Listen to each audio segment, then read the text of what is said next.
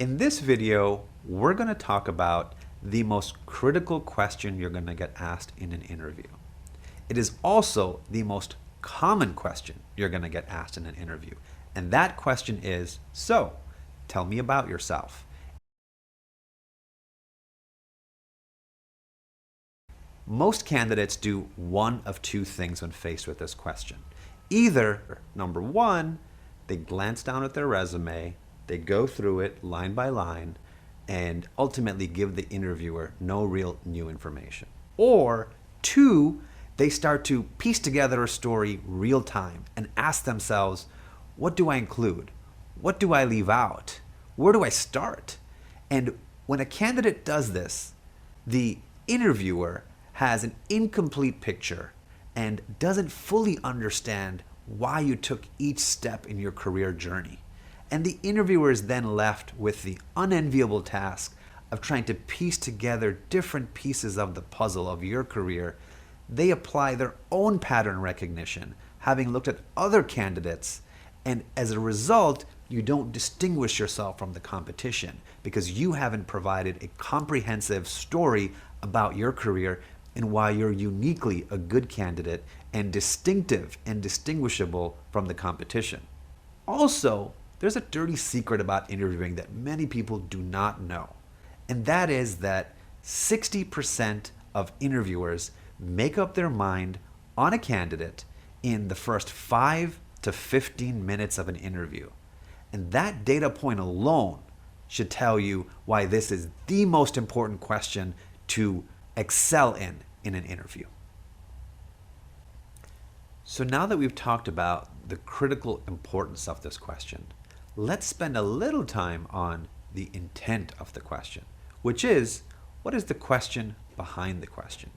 And there are 3 major intents behind this question. Intent number 1, connecting the dots. Does your work experience, the capabilities you have, the skill sets you have, do they connect with what this job requires? Have you highlighted in your story the work that you've done and how that work applies to this job? Intent number 2, culture fit. And what an interviewer is trying to understand when they're thinking about culture fit is, what drives and motivates you? And does that connect with the purpose of their organization? Number 2, how do you lead? How do you collaborate? How do you work with others? And does that align with their culture of collaboration? And what makes you tick? Because your sense of purpose, what motivates you, should connect with what their purpose is as an organization. Intent number 3 is a sense of purpose. Do you really want this job? Or is this one of many jobs that you're targeting? And what an interviewer is looking for is a sense of purpose and a clarity in your trajectory that suggests this is the job that makes the most sense to take the next step in your career. And you want to frame it up as such because the interviewer also wants to feel like you really want this job. Now that we've talked about why this is a critical question and the intent behind the question, let's talk about how to ace this part of the interview. What you want to think about is, how am I going to structure my story? And you want to structure it with 3 core components.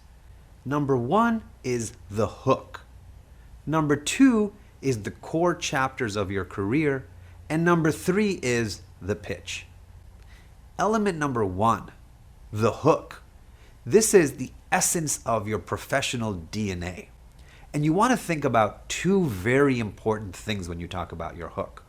What it is you do and why it is you do it. When you think about what it is you do, let's say you're a project manager. What it is you do is bring together different stakeholders, marketing, finance, product, engineering to bear to solve complex problems. Another thing you do is take big conceptual problems and chunk them down to smaller manageable parts. Another thing you do is to make sure the engine is running and that you're meeting your milestones. So think very deeply about what it is you do. Another example could be you're a marketer. What do you do as a marketer? Number one, you really connect with your customer. You empathize with them. You understand what their deep needs are. Talk about that. Talk about how that translates into a campaign strategy and how that translates to increasing sales for your organization. Get very deep on what it is you do and how that translates to impact. So that's the what dimension of your hook. There's also the why dimension of your hook. And the why comes down to why you actually do it. If you're in healthcare, maybe you do it because you enjoy having a positive impact on society. You like improving the quality of life for people. Maybe you're in transportation. You like the idea of connecting the world, bringing the latest technologies to bear to improve speed and quality of travel. So tell me more about the why. Get very deep on the why. And when you connect what it is you do and why it is you do it, that forms a very compelling hook that is going to distinguish you from the competition. Now that we have the hook in place, something you're going to spend 10 to 20% of your time talking about, you're now going to spend 60% of your time talking about the core chapters of your career. And you can talk about your core chapters in one of two ways. Either A, chronologically, or B, functionally. Let's talk about how to chronologically articulate the chapters of your career. Let's give an example. Maybe you've been in the IT industry for 15 years and you've had 7 roles. You do not want to describe every role at detail. Instead, you want to chunk it up in anywhere between 2 to 4 chapters. Now, why 2 to 4? It's the same reason why Social Security numbers are chunked up into 2 to 4 digits at a time. It's just way easier to remember that way. So if you've spent 15 years in the IT industry, you might start off framing up the early chapter of your career as getting the building blocks down of core technologies. Or maybe you spent the early part of your career doing help desk and getting very close to the most critical challenges the end consumer faces in consuming technology. Maybe the middle chapter of your career means you started taking on some leadership roles. You started diving into IT project management and working with people beyond your current team. And that could be your second chapter. And maybe your third and most recent chapter, you've actually gone and expanded beyond just IT and are also playing a role in marketing and helping the marketing team stand up their IT capabilities. What you're looking to do with this chronological framing is show a leap in the set of capabilities you're bringing to bear, the experiences you've gained, and how these leaps are ultimately going to tie to this next leap in this job. Another way to frame the chapters of your career is to do it functionally instead of chronologically. Particularly if your career has not followed a straight line and it's not going to be clear to the interviewer why you made the changes you did. It's more important to frame up the distinct functions you've worked on as opposed to the timing of when you worked on those. A functional example could be, well, I spent my career working on 3 types of areas. Number 1 was marketing, where I really got to understand the voice of the customer and how to connect my company's value proposition with that customer. Number 2 is communications. And in communications, I really learned to fine-tune language, build stories, and create narratives that resonate. And when you talk about this communication chapter, you can connect it with the marketing chapter because there is an overlap. And you might say, the 3rd chapter of my career was working on investor relations. And I really got to hone some of the voice of customer skills I got on marketing, as well as the storytelling and narrative skills I got on communication, and apply that to investor relations where the stakeholders were a bit different and frankly the stakes were higher. And now when you connect the discrete functions of what you've done and how they connect, you can present a compelling candidacy without having to explain away or defend the non-linearity of your career. Now that we have the hook in place, and the core chapters of your career articulated. This third and final part of the answer is the pitch. And in the pitch, you want to answer 3 core questions. Why this job? Why now? And why this company? So let's take the example of a candidate who had a combination of marketing experience, communication experience, and investor relations experience. And let's assume this candidate was applying for a job specifically in the marketing space and specifically for a healthcare company.